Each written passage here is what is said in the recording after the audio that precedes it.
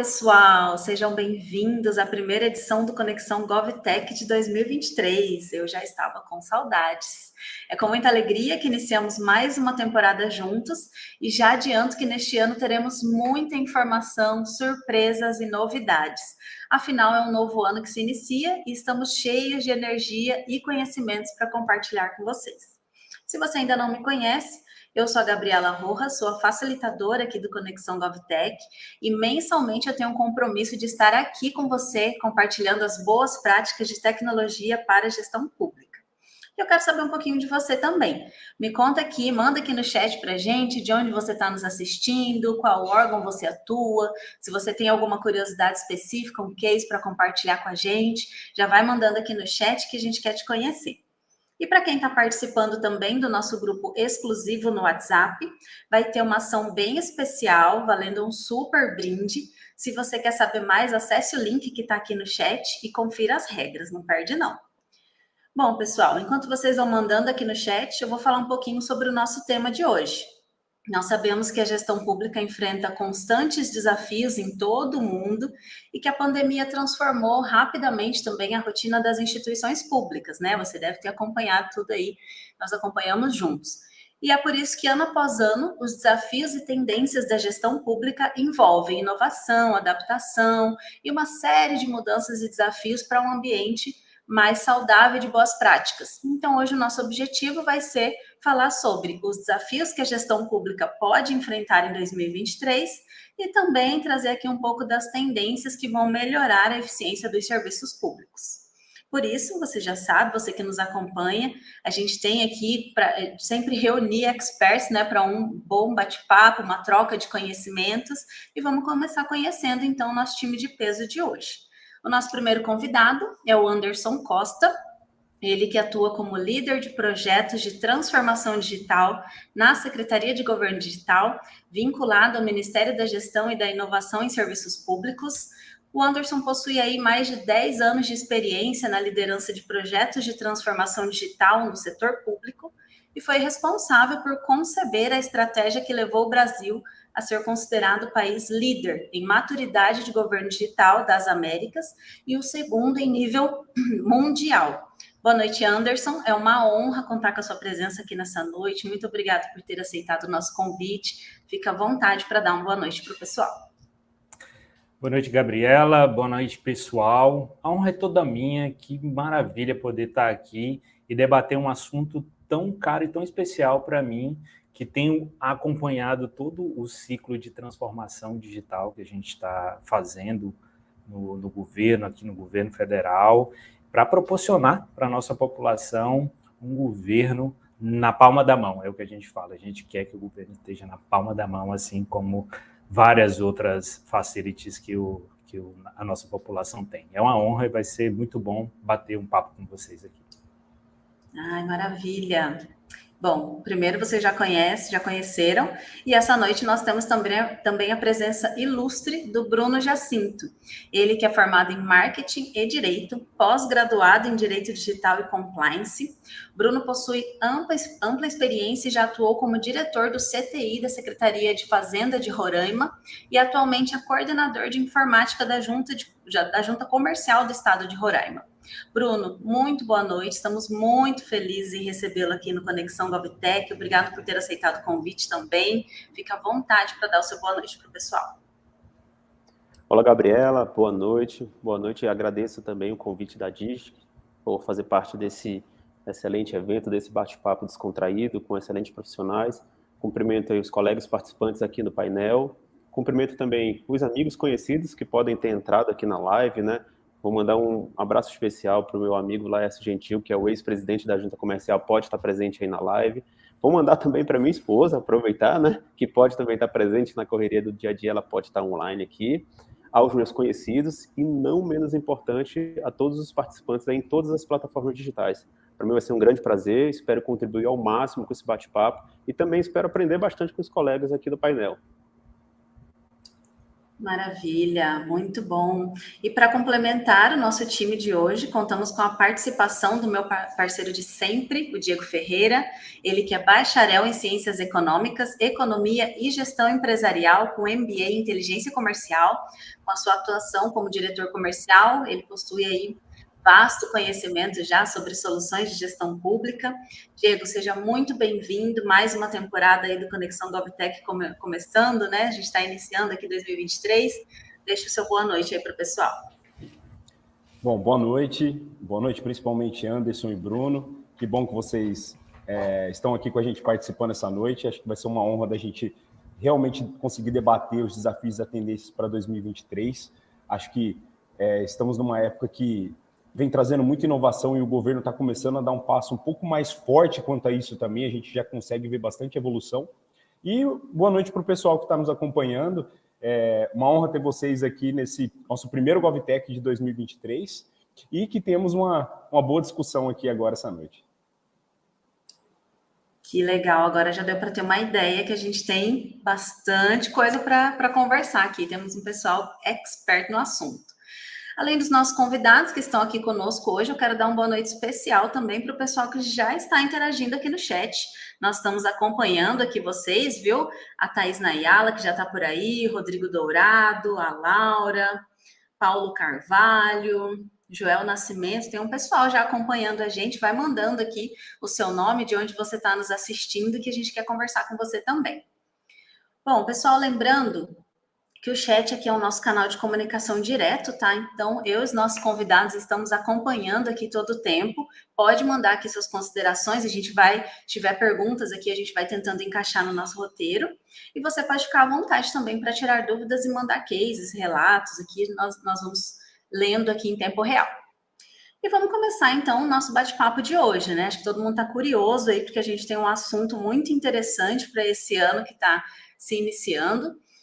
No último ano, né, a gente passou aí por um período eleitoral onde tudo, né, acaba tendo impacto. A gente teve mudanças de governo a nível federal, estadual também. E com base nessa renovação, queria saber de vocês quais são os desafios que vocês acreditam que a gestão pública terá em 2023. Acredita que será algo mais em relação à estrutura e adequação das novas lideranças nos órgãos? Vocês veem algum ponto além desses? Eu vou pedir aí para o Anderson começar, dando a opinião para nós, Anderson. Claro. Gabriela, Bruno e Diego, na minha percepção, como todo início de mandato, né, de novos gestores, a gente está vivendo um ano de adequações. Mas isso não vai mudar de maneira substancial os desafios que a gente já estava vivendo ao longo do tempo com relação à transformação digital. Isso, de certa maneira, é bom, porque a transformação digital ela tem sido colocada como uma plataforma de Estado, como uma noção de que o Estado brasileiro ele tem que ser alçado ao status de governo digital. Então, o Estado brasileiro está indo nesse caminho. Então, a gente fica um tanto quanto blindado com relação a essas mudanças de políticas, né, de governo. Entretanto, claro que a gente vai ter uma adequação de foco, mas o principal, que é levar para a nossa população um governo que seja acessível, que seja confiável, que leve o serviço público na palma da mão do cidadão, isso é preceito básico, e no governo federal a gente trata assim. Eu não senti solavancos com relação ao norte que a gente vai ser conduzido. A gente tem desafios, sim, porque muda o foco, muda a percepção do que é que a gente vai dar prioridade. Entretanto, o nosso caminho a ser seguido, que é transformar o governo pelo digital, isso está posto e isso vai ser conduzido sempre olhando o cidadão como um grande vetor de impulsionamento desse nosso trabalho. Excelente. Complementar só que o Anderson falou, eu vejo o governo federal muito atuante nessa parte, é o precursor mesmo de tudo isso, só que ainda eu vejo uma grande... É distoante demais no Brasil. A gente pega ali o Bruno mesmo, que está em Roraima, a gente pega o Rio Grande do Sul, Goiás, essas estratégias elas estão muito separadas, muitas vezes, né? Eu acho que uma das grandes dificuldades é isso, que o país do tamanho do nosso consiga formar uma linha para que todos os estados consigam chegar. A gente sabe que é um pouco utópico, né? Até a gente pegar estados mais desenvolvidos e outros menos desenvolvidos, mas que essa linha precise seguir de uma certa forma estrutural ali pelo governo federal e que os estados consigam fazer isso para que o cidadão que esteja no Rio e o cidadão que esteja no Amapá sinta a mesma qualidade do serviço prestado. Você não acha? Eu posso, Gabriela? Sou eu? Só para deixar... Claro, por favor. Diego, e aí o Bruno vai sentir isso também, 2021 foi um ano muito interessante para nós, porque veio à tona e o Legislativo, ele colocou na indicação de governo digital a Lei de Governo Digital, 14.129 de 21. E lá ele deu o comando de que o governo federal, estados e municípios devem fazer justamente isso que você está colocando, que a gente deve fazer de maneira conjunta uma estratégia de governo digital para que a gente não tenha essas discrepâncias na prestação de serviço digital. É isso que a gente, inclusive, tem aqui como meta para 2023, para que provavelmente isso seja lançado em 2024. É um dos grandes desafios que a gente tem. Você bem mencionou o tamanho do Brasil, todas as suas diferenças sociais, regionais. Vai ser muito interessante juntar os gestores públicos em torno desse entendimento do que é o governo digital, de como a gente vai se unir, governo federal, estadual e municipal, para efetivamente prestar o serviço público para o cidadão. Cidadão é um só.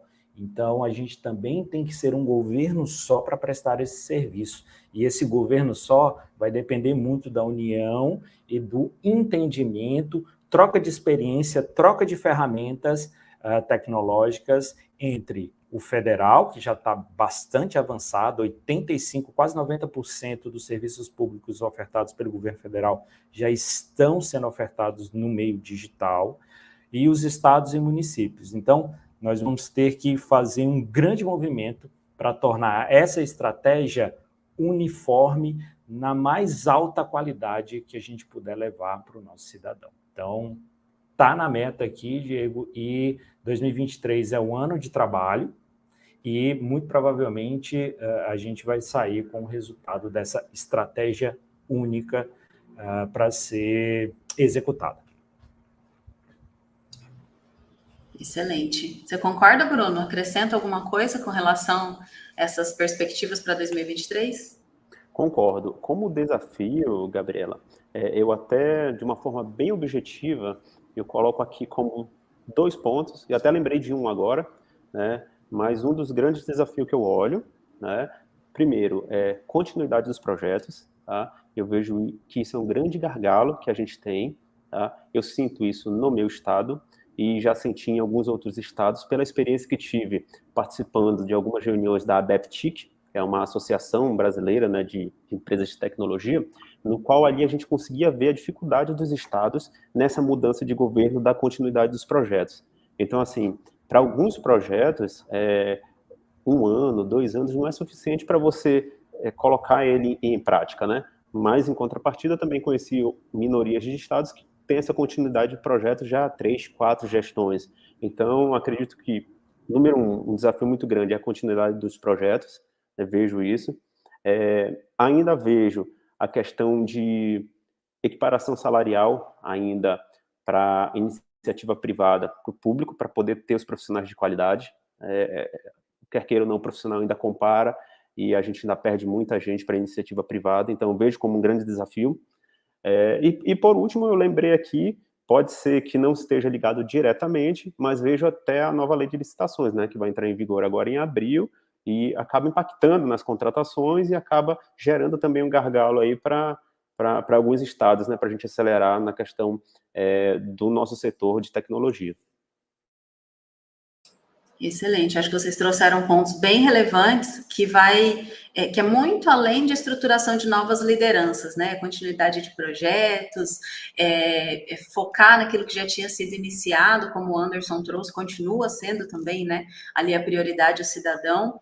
Acho bastante interessante, a gente vai ter bastante assunto aí no decorrer da noite.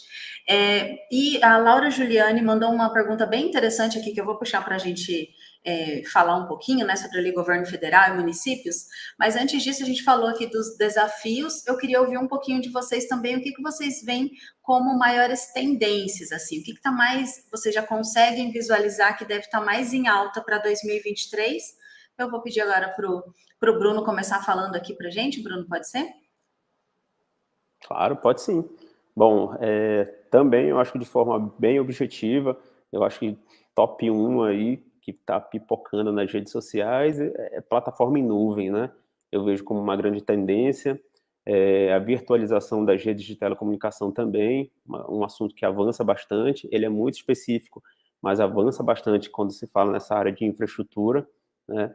A rede 5G também eu vejo como uma tendência, algo que vai acelerar muitos processos e vai deixar os serviços muito mais ágeis. Então, o que vem à mente agora, de certeza, esses três assuntos aí, creio que seja tendência aí para o nosso 2023. Com certeza. Diego, vou pedir para você dar um pouquinho de sua visão aqui para o Anderson fechar essa pergunta para nós depois. Tá. Acho que complementando só o que o Bruno falou, vejo que nesses últimos 2 anos, e ainda acho que esse ano, querendo ou não, é uma tendência, que a parte de infovia digital está sendo muito reforçada e ainda tem muitos estados que estão atrás ainda dos estados mais desenvolvidos que já têm essa rede. Então, logo depois da gente ter uma cobertura, uma infraestrutura um pouco mais robusta para esse ano, a parte de plataformas em nuvem, software como serviço, realmente eu acho que vem começando a agregar para aí sim ter um governo na palma da mão, um estado na palma da mão, um município na palma da mão, né? Mas a gente precisava dessa infraestrutura. Acredito que a pandemia conseguiu acelerar isso também, porque mais de 25 milhões de brasileiros ainda não possuem acesso à internet. Então, quando a gente fala de governo na palma da mão, a gente precisa de falar de todo mundo, né? E assim que a gente tiver essas infraestruturas bem robustas, a parte de automação de processos eu acho que é uma coisa que vai acabar implementando forte junto com a software como serviço ali, o serviço em nuvem, né? Legal, Anderson, concorda? Concordo. Eu vejo essa parte de infraestrutura que Bruno e Diego falaram, acho que são questões basilares que a gente deve resolver e que tem sido colocado como grandes gargalos para que o Brasil efetivamente deslanche na questão da transformação digital e N coisas. Educação, por exemplo. Escola tem que ter rede de alta performance para professor, para estudante, poderem desempenhar as suas atividades com qualidade. Então, essa questão de infraestrutura, eu concordo totalmente. Colocando aqui uma questão de tendência, que é a pergunta, para mim, a grande tendência de 2023 e que o governo, tanto federal, estadual, municipal, devem dar foco, e eu acredito que vão dar foco, é dados. Nós temos que ofertar dados para que efetivamente o serviço público seja facilitado. Então, governo federal, estadual, municipal e entre órgãos, a gente vai ter que resolver essa questão de trocar dados de maneira segura. O cidadão não tem que ir em uma repartição e apresentar um dado ou entrar em qualquer outro meio digital de governo e digitar o mesmo dado para aquele lugar. Então, os dados têm que ser disponibilizados de maneira geral e para federal, estados e municípios. Então, essa questão do dado, para mim, é tendência, a gente tem que resolver isso também. utilizando a infraestrutura que foi citada pelo Bruno e pelo Diego, para a gente poder transmitir esse dado. Outra coisa, tendência para 2023, inteligência artificial aplicada nos serviços. A gente tem que olhar para essa onda, governos em si sempre andaram a reboque da tecnologia, a gente tem um grande movimento relacionado à inteligência artificial, em que os governos devem se aproximar, não somente para legislar sobre, mas para aproveitar toda a performance, toda a característica de qualidade que essa tecnologia pode ser e deve ser implementada na administração pública. E outra tendência, que foi até pontuada pelo Bruno ali como desafio, mas eu vejo como tendência também, é a questão de pessoal. É uma tendência muito forte, já vem de 2022, e vai se tornar ainda mais em 2023, a capacitação do servidor público, a preparação dele para esse mundo digital. Isso é tendência, isso é necessidade para o próprio servidor, mas para toda a máquina pública que precisa de gente qualificada. E aí, provavelmente, a gente ainda vai debater sobre todas as questões relacionadas à perda de profissional para o mercado privado e etc. Mas eu vejo como grande tendência dados, inteligência artificial, pessoas. Acho que não tem nem como não concordar com isso que vocês trouxeram aqui, né? Até trazendo um dado para complementar essa nossa conversa, né, de acordo com um estudo realizado em 2021 pelo BID, o Banco Interamericano de Desenvolvimento, 60% dos cidadãos preferem o atendimento por site, aplicativo, mensagem de texto, né, de serviços públicos.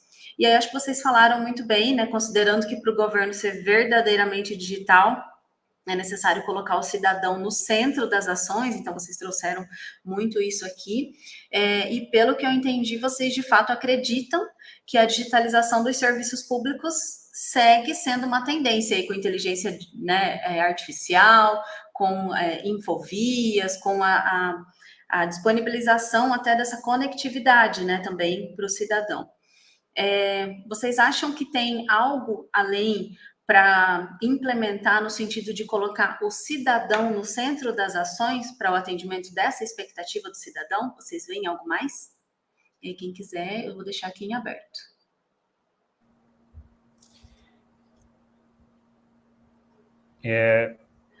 Eu vejo, já pegando a esteira aí do que eu vejo como tendência,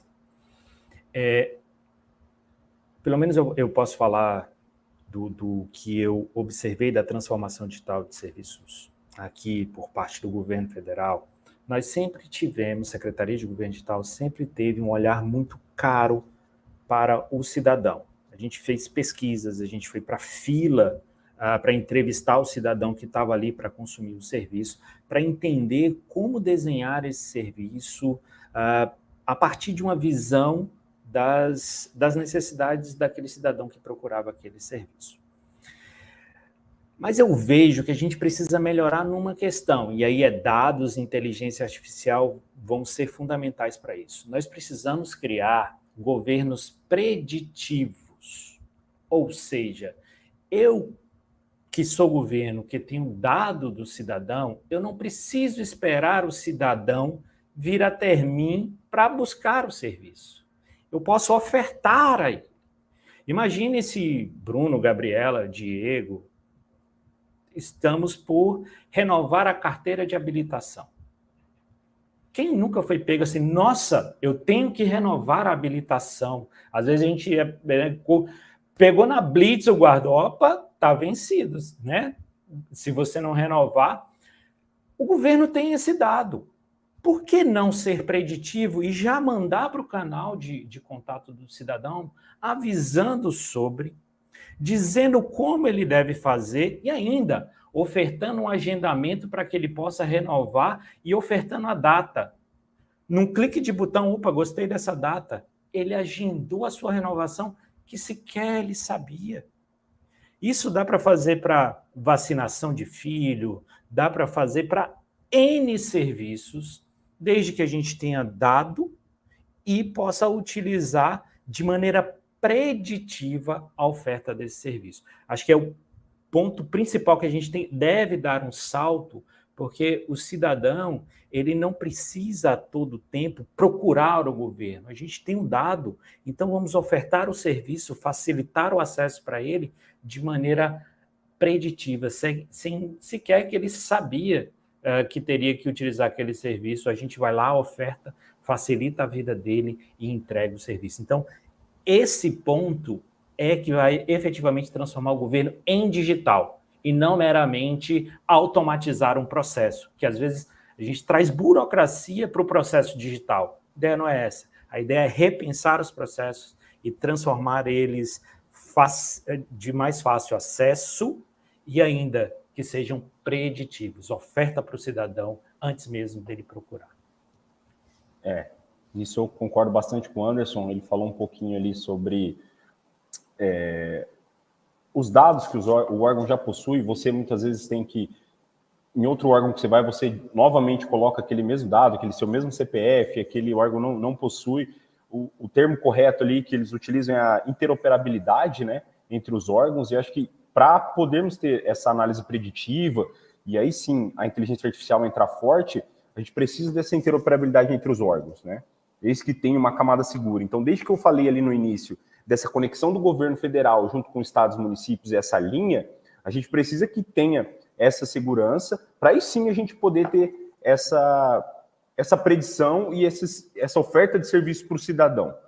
Nisso, eu acredito realmente que a gente consegue colocar o cidadão no centro e fornecer as informações para ele antes que ele necessitar, né? A hora que o filho fazer 3 anos, 4 anos, dependendo daquela condição daquela família, o governo já pode fornecer para o cidadão, para a mãe ou para o pai, qual que é a creche mais próxima, onde que aquele filho, aquela matrícula já pode ser feita sem a mãe ou o pai ir necessário fazer essa matrícula com a quantidade de dados que já tem, né?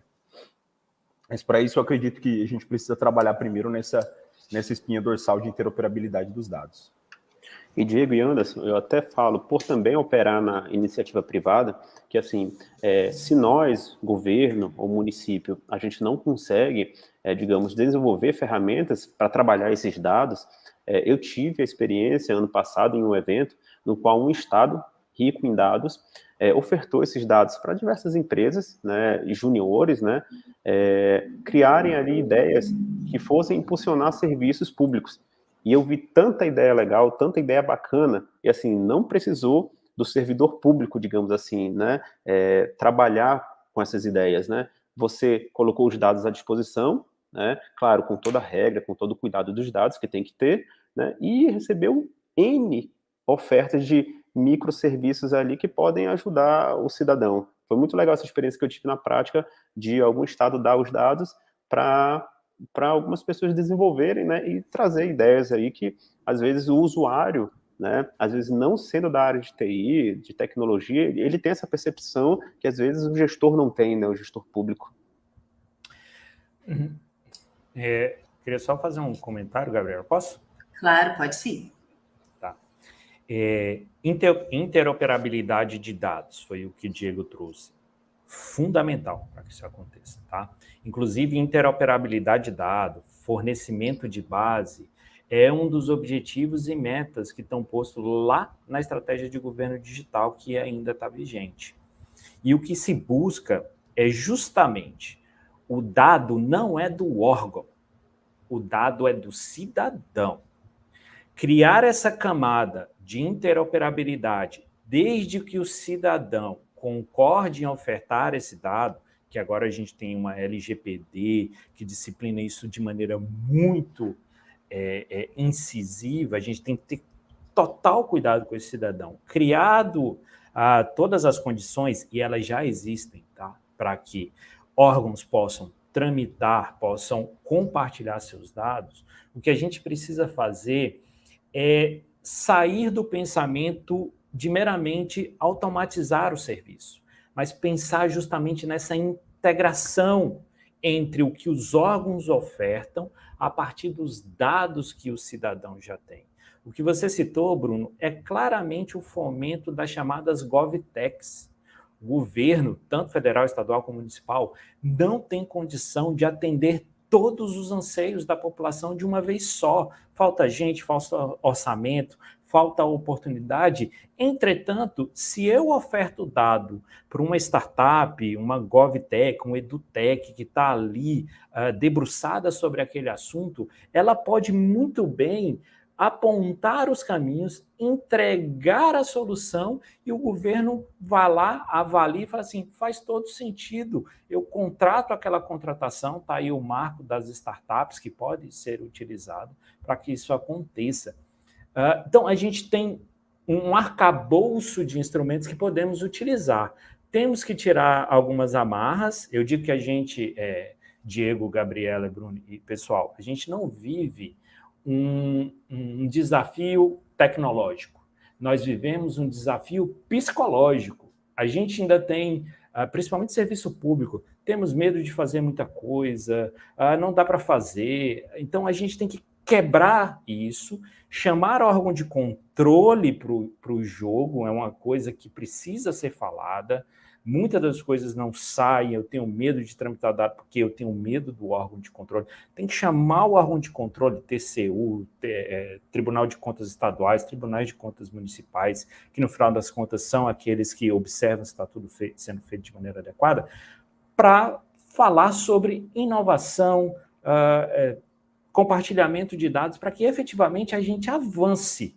Porque se a gente ficar com o pensamento de antes, de é burocrático, ninguém quer liberar, etc., nada vai acontecer, nós temos que avançar. E a gente só avança compartilhando dados a partir da estrutura que a gente já tem, chamando todos os órgãos que impactam nessa decisão para o jogo, para poder conversar, para apontar caminhos e efetivamente executar, e não ficar só nas mesas de discussões. A gente precisa muito de execução. Mas, para mim, as condições estão dadas. O que a gente precisa fazer é casar as coisas.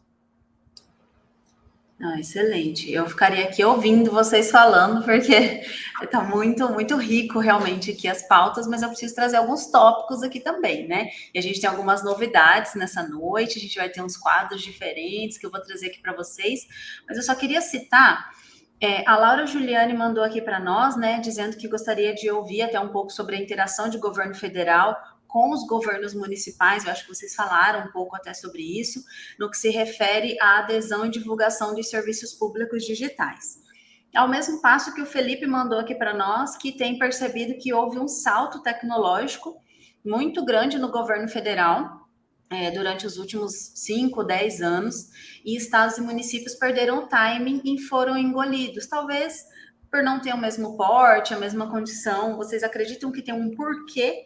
E vocês acham que está correto realmente? O governo federal deu essa esticada, estados e municípios não conseguiram alcançar, estão caminhando, não é nada disso? Eu vou pedir até para o Anderson comentar, que o Anderson estava falando um pouquinho aí, nível governo federal, se você tem essa visão, Anderson.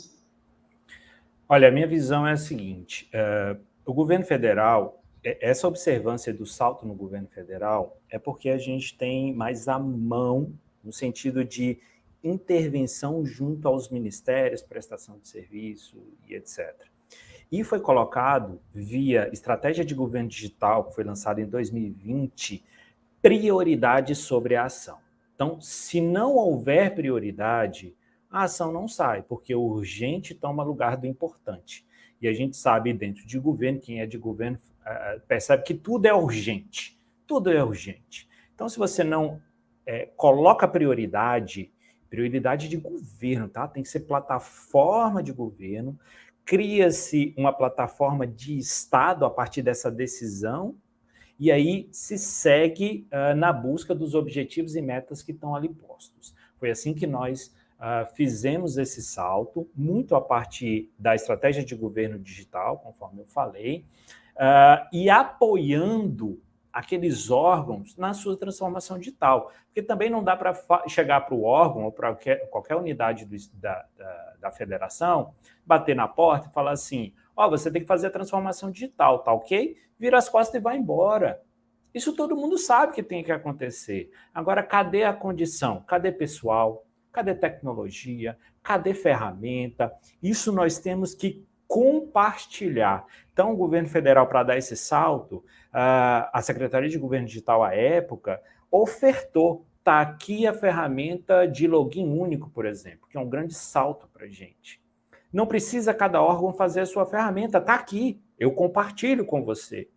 Foque os seus esforços para a sua unidade finalística, para aquilo que só você pode desenvolver. Agora, essa base, pode deixar que eu te forneço. Login único, interoperabilidade de dados, tudo que eu puder te fornecer, eu forneço para você ficar focado naquilo que você deve entregar.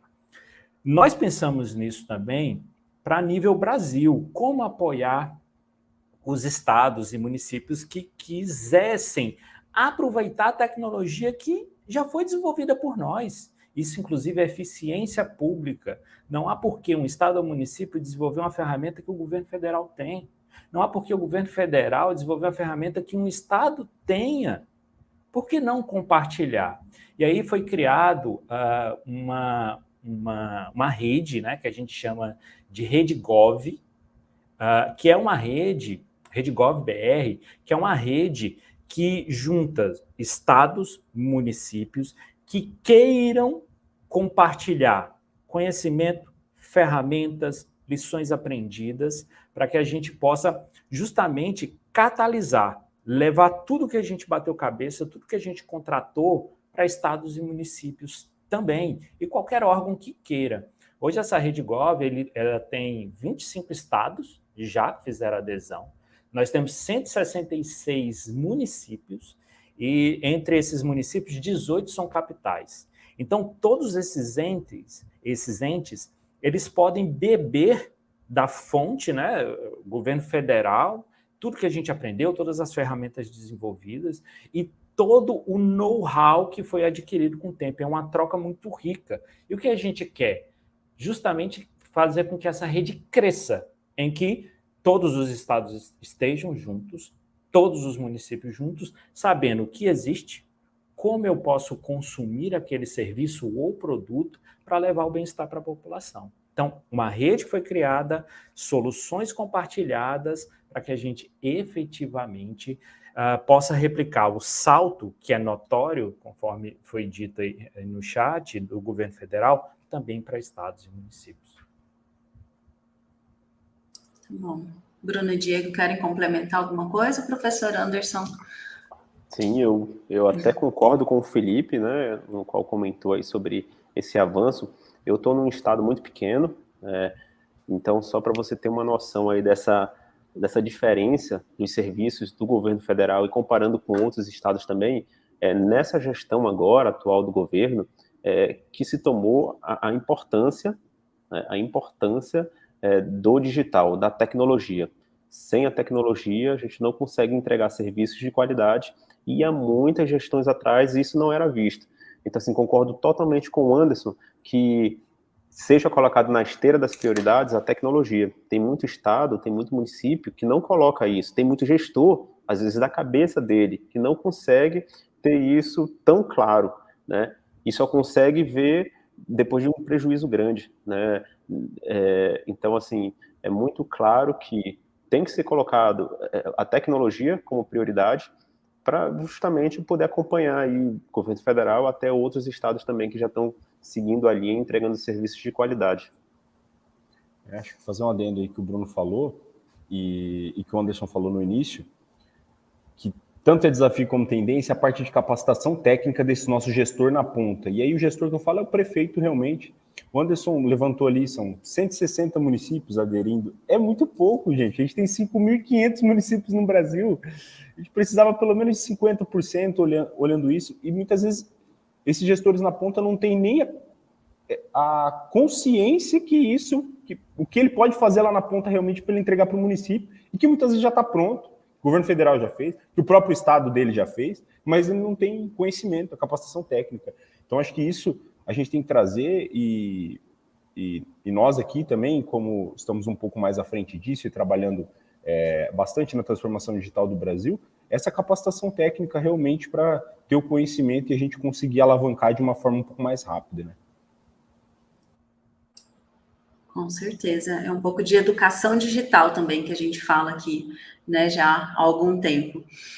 Bom, para você que está acompanhando a gente, nós vamos ter uma novidade agora, primeira é a estreia de um quadro novo, e eu já te adianto, vou te dar um spoiler aqui, que nós vamos ter participação internacional aqui na live, direto de um dos países mais tecnológicos do mundo. Então segura aí, vamos começar aqui conhecendo o nosso novo quadro aqui do Conexão GovTech, que é o Relatos Reais. Então, a gente começou um pouquinho antes da live, já lá no nosso grupo do WhatsApp, e a gente trouxe alguns relatos de servidores que compartilharam conosco. Então, a gente vai apresentar aqui alguns cases de servidores públicos e debater alternativas e boas práticas para solucioná-las.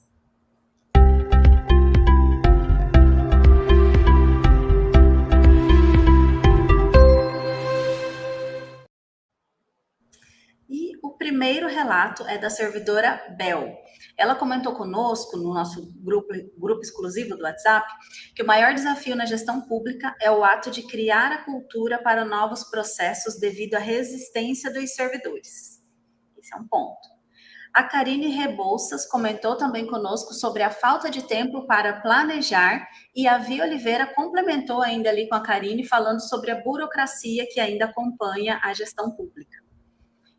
O último relato aqui foi o do comentário da Ana Daniela sobre o desafio de implantar a cultura ágil, pensamento, processo, organograma, etc., planejamento e monitoramento efetivos, remuneração compatível nos órgãos, que foi uma das coisas que a gente até trouxe um pouquinho. Inclusive, a remuneração de profissionais, comparando empresa privada e pública, foi uma coisa que os meninos falaram aqui também, né? Foi, inclusive, citado pelo Felipe Ramos também. Felipe que está aqui no chat conversando com a gente já. E vocês aqui, Diego, Anderson, Bruno, o que vocês acham do relato do pessoal? Eu sei que algumas coisas a gente até já citou, né? Não vou ficar aqui repetitiva também, mas só recapitulando, foram citados desafios como resistência a novos processos, falta de tempo para planejamento, burocracia e remuneração do quadro de pessoal. Eu vou pedir para cada um, talvez escolher aqui um mais difícil, mais desafiador ou mais recorrente, o que vocês destacariam entre eles, né? A resistência, falta de tempo para planejamento, burocracia, remuneração do quadro de pessoal. Vou pedir para o Diego começar trazendo aqui para nós ponto de vista.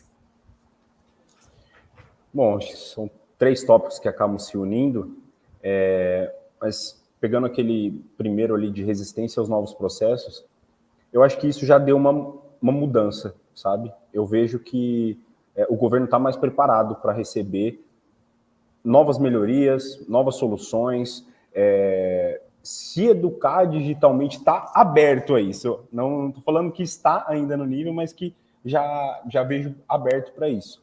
Agora, a falta de tempo para planejamento, eu acho que é outra diretriz também que isso precisa ser tomado dentro de cada órgão, porque muitas vezes, foi o que o Anderson falou, o servidor está só na urgência, resolvendo a urgência e acaba não conseguindo fazer a estratégia ali da ponta.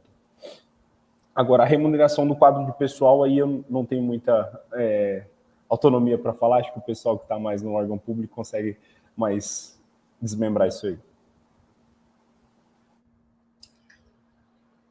O que vocês acham, meninos? Bruno, Anderson? Posso seguir, Gabriela? Desbloqueei aqui Pode. o meu para aproveitar o raciocínio do Diego e aí emendo na parte de remuneração, porque eu vivo isso na pele. Eu vivi isso na pele na Secretaria de Fazenda aqui do nosso estado. Início de pandemia, nós perdemos tantos profissionais, tantos para a iniciativa privada, foi assustador para a gente. Assustador. Era diário, né? Do jeito que a gente contratava, meses depois a gente perdia para a iniciativa privada. Claro que é até um assunto interessante, a gente pode deixar para um próximo evento sobre remuneração, sobre essa mudança de mercado, que hoje em dia tem muitas vagas, mas hoje estão mais exigentes na questão de conhecimento, né? Naquela época de pandemia bastava você atuar ali um pouco na área e ter inicialmente o básico do conhecimento para ser contratado, né? Hoje está um pouco mais difícil, é uma percepção minha, né? E acho que é um excelente assunto mesmo para a gente puxar até acho que todo mundo vai ficar ligado. Muito bom, muito bom. Tem diversos estudos aí até trazer, mas a gente deixa para um próximo evento.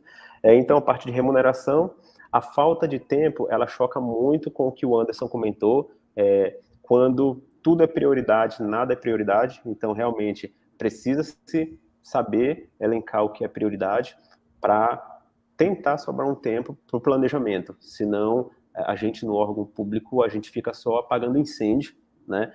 Esse cenário eu acho que não vai mudar.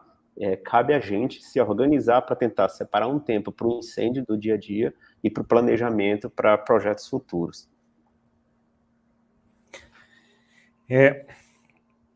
Eu podia comentar todos aqui que eu vivenciei, todos na pele, mas eu vou fazer uma síntese, tá, do que eu percebo. Olha só, resistência a novos processos. Para mim, resistência a novo processo é uma questão de falta de conhecimento e falta de participação para tanto o planejamento quanto para a implementação do processo. Eu tenho medo daquilo que eu não participei, daquilo que eu não conheço. A partir do momento que eu participo, que eu dou minha sugestão e conheço, essa resistência é automaticamente quebrada. Já vi isso diversas vezes. Ele não gosta de mudança. Não é isso. Todo mundo gosta de mudança, entretanto, eu preciso participar. Então, essa abertura para a participação de todos na mudança é fundamental para quebrar essa resistência. Com relação à falta de tempo para planejar, todo ano, e me digam uma instituição que não faz os eventos de planejamento anual. Todos fazem. Qual que é a grande questão? Quem é que faz? Normalmente fica aqui em cima, não replica e tem tudo a ver com resistência. A base, que é a grande maioria dos servidores públicos, está ali executando, e como eu digo, né, é da mão para a boca. Você chega na repartição pública, você não sabe o que vai acontecer no dia. Então, replicar, saber muito bem para onde vai e que todas as camadas da administração pública participem desse planejamento é fundamental para que esse tempo seja dado para o que é importante. E quando o gestor bater na porta e falar assim, temos que mudar tudo, você vira para ele e fala assim, o que eu paro do que foi planejado pelo gestor maior? Então, quando isso acontece, a gente meio que se blinda dessa falta de tempo. Não estou dizendo que é fácil, tá? Estou dizendo que uma possível maneira de você enfrentar isso. Com relação à burocracia, e eu já termino, que entra com relação à remuneração, etc. Gente, burocracia na administração pública, ela é necessária.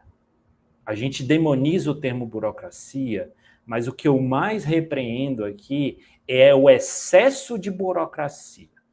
E uma burocracia no início, tá? Porque o Brasil, infelizmente, é um país que cobra a burocracia no início. Então, ele não quer saber se você vai fazer o errado. Eu já quero impedir que você faça errado de início. Se você for olhar outras culturas, principalmente a Europa, que é tida como a mais evoluída, transformação digital, etc., você vai ver que a burocracia deles está pós. Então, você pode fazer o que você quiser, agora faça certo. Então, é geral essa orientação. Quando chega e fez errado, aí ela atua com força. Então, não existe a burocracia antes do processo. Existe a burocracia, a força da lei no depois. Aqui no Brasil, a gente tem uma característica de botar a burocracia no início e excessiva. Isso impacta em todos os níveis e chega lá no servidor público que quer fazer algo diferente, mas aí a gente fala, é a burocracia. E burocracia, uma coisa que eu aprendi na Secretaria de Governo Digital. Se ela é excessiva, a gente tem que avaliar o que está acontecendo. Nossas leis, gente, são do século passado. Se nós, servidores públicos, não olharmos para ela e contestarmos com relação à nossa realidade, a burocracia vai continuar. Então, não adianta a gente reclamar de burocracia. A gente precisa analisar o que está acontecendo, observar se ela é excessiva e ainda, se for, levar propostas para mudança. Anderson não vai mudar. Ok, fiz minha parte, eu fiz a minha proposta. E isso impacta em remuneração. A maneira que nós contratamos na administração pública ela é muito onerosa. Leva-se quase um ano para eu trazer uma pessoa aqui para dentro, que fica sentado 2 meses, observa que a remuneração não é lá grandes coisas e recebe uma proposta muito vantajosa para a administração pública. Todo o meu processo de seleção foi jogado na lata do lixo quando eu fico com esse servidor só 2 meses. Então, repensar a retenção, a questão da remuneração do servidor é fundamental para que efetivamente a gente tenha serviços continuados, perenes, porque são as pessoas que ficam que vão fazer com que isso aconteça. Tentei fazer rapidamente um resumo aí, Gabriel. Que os tópicos foram muito bons, né? Eu te entendo. Alguém quer complementar alguma coisa? Diego, Bruno? Eu ia puxar um pouco só para a questão de remuneração, né? Eu sei que não é o assunto principal, mas quando a gente fala em remuneração, pessoal, todos os presentes aí, a gente não quer falar só de cifra, qual aquela cifra maior. Eu tive experiências aqui no estado que a troca ela foi por um ambiente, digamos assim, mais flexível, né? Também não vou falar só do home office, mas de uma carga horária reduzida, também de uma escolha de um local de trabalho mais próximo da sua casa, né? Então, eu acho que tudo isso tem que ser repensado. É um fator ainda, claro que o governo, a iniciativa, o público, né, o privado, eles conseguem ter essa diferença, o setor público não consegue ser tão arrojado quanto o privado, dando esses confortos, né, mas eu notei que foi um gargalo, né, que foi um ponto importante, né, nessa questão de remuneração. Sim, com certeza. Eu acho que é até legal frisar, a gente vai para remuneração, planejamento, resistência, mas a gente falou muito aqui sobre o cidadão no centro, pessoas no centro, né? Software, tecnologia, por melhor, mais bonito, de ponta que seja, se não resolver problemas e se não for utilizado por pessoas, e aí a gente lembra lá do primeiro valor do Manifesto Ágil, né? Indivíduos e suas interações, mais que processos e ferramentas. Então, quer dizer, pode ter toda uma tecnologia, uma coisa muito linda de se ver, mas se não for utilizado e não resolver problemas, não adianta. A gente fala isso quase toda edição aqui.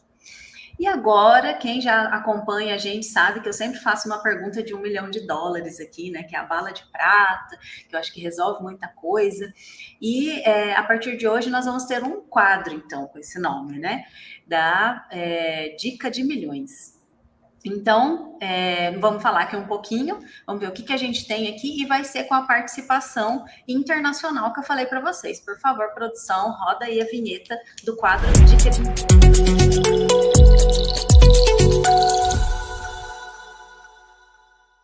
Olá, Gabriela, Diego, Bruno, Anderson. Olá também para todo mundo aí que está assistindo essa conexão GovTech. Mais uma vez agradeço o convite de estar participando dessa conexão. Bom, para quem não me conhece, meu nome é Alexandre Ferreira Basílio. Eu sou brasileiro, mas atualmente eu moro e trabalho aqui na Estônia, especificamente na cidade de Tallinn. Já estou aqui já há mais ou menos 3 anos. E aqui eu trabalho numa empresa de logística e sou DevOps Engineer. Bom, o que eu posso falar sobre o avanço tecnológico da Europa? Em primeiro lugar, eu acho que o que mais, se eu fosse elencar entre 3, o que mais me chama atenção aqui é a questão que a Europa ela venceu a burocratização. E o que eu quero dizer com isso? 95% dos processos são digitais. Você quase não assina papel para nada. Eu só lembro de 2 situações que eu tive que assinar um papel aqui na Europa. Na verdade, só de uma.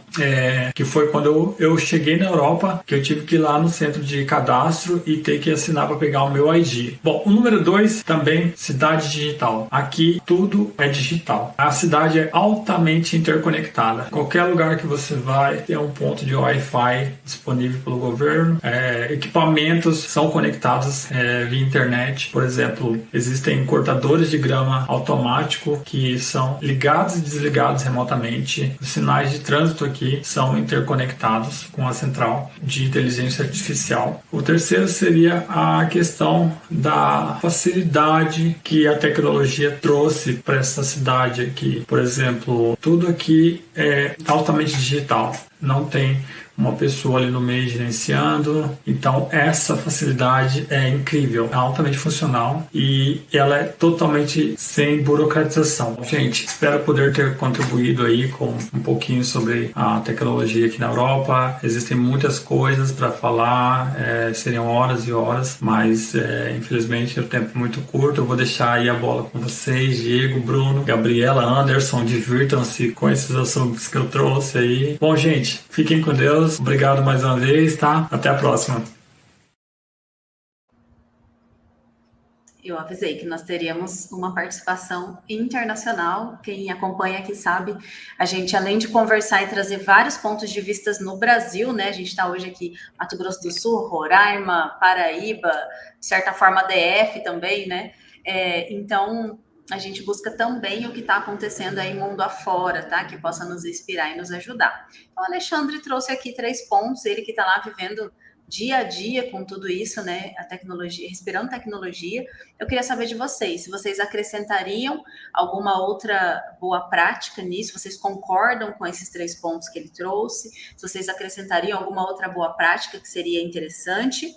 E aí já vou emendar aqui se vocês acreditam que na gestão pública brasileira se a gestão pública brasileira conseguiria implementar essas inovações. Ele falou aí muito da cidade, né?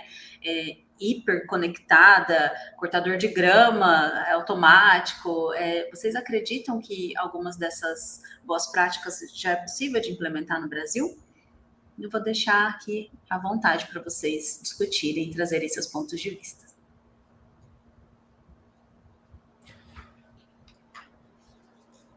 Deixa eu começar, então, já que... Sim.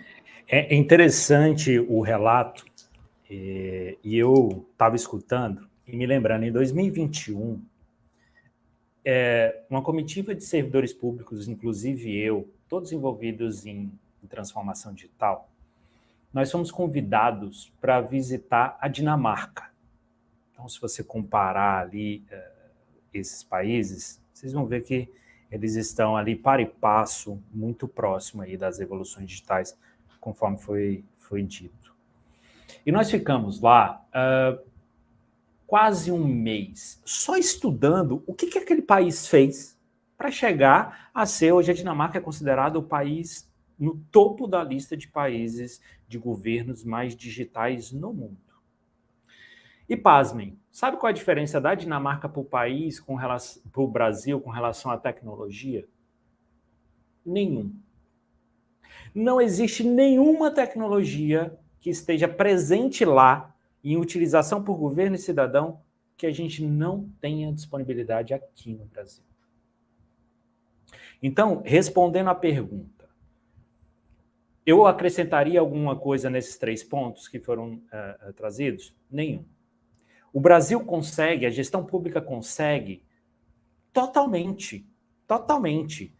Só que nós que operamos a transformação digital dentro do público, né, dos órgãos públicos, de estados, municípios e federal, nós temos que ter clareza que a gente não pode comparar o Brasil com um estado, com um país igual a Dinamarca e aquele ciclo lá, do ponto de vista de diferenças sociais, de tamanho de país, de educação da sociedade, de infraestrutura ofertada naquele país. Porque se a gente tomar por referência sempre lá, a gente vai ficar desolado. A gente escuta um relato desse e fala, nunca que vamos chegar. Vamos sim. Sabe por que nós vamos? Porque as condições estão postas do ponto de vista tecnológico. O que a gente tem que enfrentar com clareza? Capacidade intelectual aqui no país, no sentido de quantidade, tá? Educação, a gente precisa melhorar muito. Profissionais capacitados que venham pensar isso conosco, isso a gente tem que enfrentar de maneira muito clara e muito forte, e priorização para colocar esse cidadão no centro. Se a gente resolver essa tríade que eu acabei de falar, o Brasil, assim como vem sendo reconhecido, nós somos o 2º país no mundo em maturidade de governo digital, gente. Para um país de 215 milhões, com as mazelas todas que a gente tem, isso é um feito extraordinário. Entretanto, a gente tem que olhar para a base. Como Bruno e Diego falaram lá no nosso início da conversa sobre a infraestrutura básica para transportar dados, conectividade e etc., eu vejo claramente que a gente tem que focar em capacitação dos nossos jovens para esse mundo digital e para poder nos ajudar, e ainda fazer com que nós tenhamos possibilidade de pensar os processos digitais desta maneira, e não simplesmente digitalizar a burocracia. Quando ele fala lá que tem cortador de grama conectado, foi porque alguém pensou em sair daquela mesmice. Então, a gente precisa de educação e, efetivamente, transformar digitalmente e não somente levar o processo que é burocrático, moroso para o digital. É diferente. Só para dar aí o gancho para Bruno e Diego. Eu vou na sequência então aqui, Gabriela. Vou falando que realmente de sugestão a gente fica até espantado depois que olha um relato desse, né? O caso Estônia, eu acho que é um caso estudado por muitos, não só da área de TI, mas quem tem curiosidade, né, sabe que é referência em gestão pública. Estônia é um grande laboratório para gestores públicos, né? Para quem não tem esse conhecimento, lá você tem uma imersão muito grande para gestores quando querem se aprofundar nesse tema, na qualidade de gestão pública, né? O que eu vejo muito importante a nível Brasil, não é impossível, né? Não é impossível, mas vejo uma pequena dificuldade na questão geográfica, né? Nós temos um país muito grande, muito diferente, né? Mas não é impossível, né? A gente precisa só botar o digital como prioridade, né? Os nossos gestores municipais, estaduais, governo federal tem andado muito bem, né? Tem que colocar isso como prioridade. Volto a falar que não é impossível nós virarmos, né, entregarmos serviços de qualidade, mas desde que veja a importância e tenha colocado como prioridade, né? Deixe também o nosso país ser um laboratório de experiência de diversos serviços. Como o Anderson comentou, não existe nada diferente lá fora que a gente não execute aqui, né? A gente precisa se movimentar mais rápido para adaptar nossas leis. Eu vejo isso uma dificuldade nossa, nível Brasil. Lá na Estônia, eles se movimentam muito mais rápido. Lendo um artigo, eu vi que esse foi um dos comentários, né? Então, quando você quer mexer numa estrutura, tem a legislação, se mexe na legislação para poder executar algum plano. E lá a movimentação é muito rápida. Aqui é muito burocrático, né? A gente tem diversos casos que isso reflete na chegada de grandes empresas aqui, que veem o nosso país muito burocrático, né? Então, essa barreira da burocracia, ela tem que ser quebrada, né? O mais rápido possível.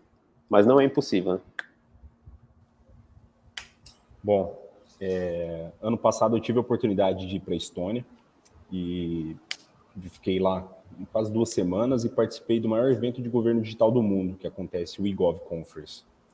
E eu vejo que a grande diferença que eles conseguiram fazer o país se tornar, corrigindo um pouco o Alexandre ali, hoje 99,8% dos serviços são digitais, apenas 2 serviços o cidadão precisa deslocar, que é casar e descasar. Casar e divórcio ainda precisa a pessoa ir lá, que eu acho que eles ainda falam que é um serviço que eles não veem, que eles não querem digitalizar ele, porque aí as coisas já acabam mudando, os valores, enfim. Eu acredito que a jornada do cidadão, no Brasil, por mais que a gente tenha leis, muitas vezes a gente não consegue ter execução na prática. E o que eu falo com isso? Lá, há 30 anos atrás, eles decidiram a identidade única. E aqui, por mais no Brasil que a gente já teve isso há muito tempo atrás, na prática isso não foi aplicado. A gente vê cidadão com RG no Rio Grande do Sul, no Mato Grosso do Sul, em São Paulo, com várias identificações. E isso a gente não consegue ter, essa troca de dados. Como que a gente vai fazer uma interoperabilidade se ele tem vários números, né? E aí, a partir dali, se iniciou aquela jornada. Acho que um caso bom aqui do Brasil que a gente pega de referência, que eles fizeram isso, foi o estado do Rio Grande do Sul. A Procergs realmente criou a jornada do cidadão ali dentro, desde que ele nasce, a identidade dele, qual que é o caminho que ele percorre até o falecimento ali, quais são todo o caminho que ele traça, que ele passa pelo governo, que o governo já pode adiantar muita coisa, que pode fazer essa parte de predição realmente daquilo que ele tem. Só que é um caso isolado, né? É um estado isolado. E é isso que eu falo da dificuldade nossa do Brasil. A gente pode chegar lá na Estônia? Pode sim. Isso que o Anderson fala, e que eu fiquei abismado, assim, que eu acreditava que eu ia encontrar. Nossa, eles vão ter outras tecnologias, a gente está muito distante. Não tá. A gente não perde nada na parte tecnológica, da qualidade dos profissionais que a gente tem. Eu acredito realmente nessa execução que a gente precisa, desde o início, tendo uma identificação única realmente, que agora a gente está vendo que a maioria dos estados já estão bem avançados com isso também, né? A partir do ano passado eles começaram, a fazer isso e estão integrando a parte de banco de dados com isso do RG para não ter mais RG duplicado. Eu acho que isso vai fazer com que a gente avance um pouco mais rápido para a gente caminhar para um país digital. Gabriela, eu queria um minutinho só, porque Bruno e Diego colocaram coisas assim que fizeram eu pensar, e eu prometo não me estender, olha só. Fica à vontade. Uma coisa que também eu percebi quando visitei a Dinamarca, e o Diego está trazendo a experiência dele da Estônia, uma coisa que lá está resolvida, e que para nós está longe de se resolver, sabe o que é? Confiança. O cidadão confia na administração pública e a administração pública confia no cidadão. Pode parecer simples, mas isso traz uma barreira tão grande para a gente chegar no nível de Estônia, para a gente chegar no nível de Dinamarca, para a gente chegar no nível desses de Coreia do Sul, que é impressionante. E isso me assustou do ponto de vista positivo, tá? Quando eu estava na Dinamarca, em que uma série, aí o que a gente chama de burocracia, lá não existe, porque a confiança impera. E eu fui buscar, pesquisar, né? E eu me deparei com uma pesquisa, só para ilustrar para vocês.